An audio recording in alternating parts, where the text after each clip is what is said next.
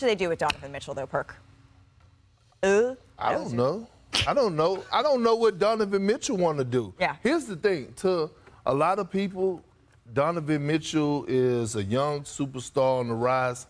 I don't see Donovan Mitchell as a number one option on the team that's trying to win the championship. It's no disrespect to him.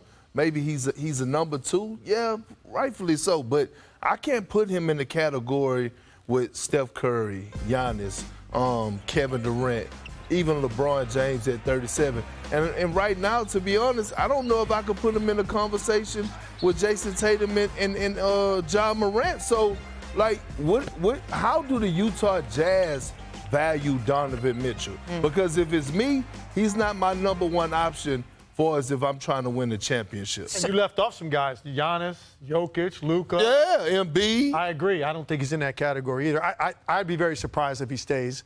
I mean, what's the writing on the wall look like now for Donovan Mitchell Right. with this team? Not to mention the fact they just hired a guy that, look, and he might be great. Will Hardy might be great, but he's 34 years old. This is his first head coaching job. So if you're Donovan Mitchell and you look at what you have been playing for over the last several years in Utah, what does that look like today after that trade?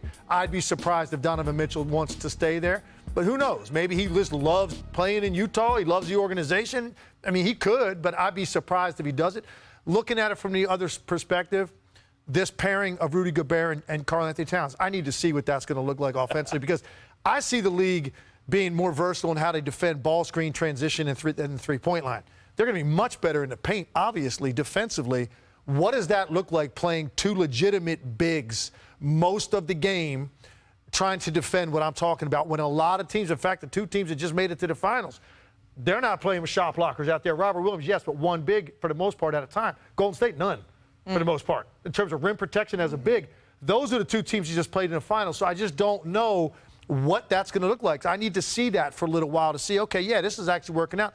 But to Zach's point, I think regardless what the regular season says, Rudy Gobert has shown in the postseason he doesn't make teams pay enough for going small on the other end of the floor, and he ends up getting taken off the floor anyway. Well, and that's going to be the experiment. We talked about it earlier about whether two bigs in the current NBA, even special bigs, three-point shooting, but how that is going to work, particularly when you get to the playoffs in the West, especially.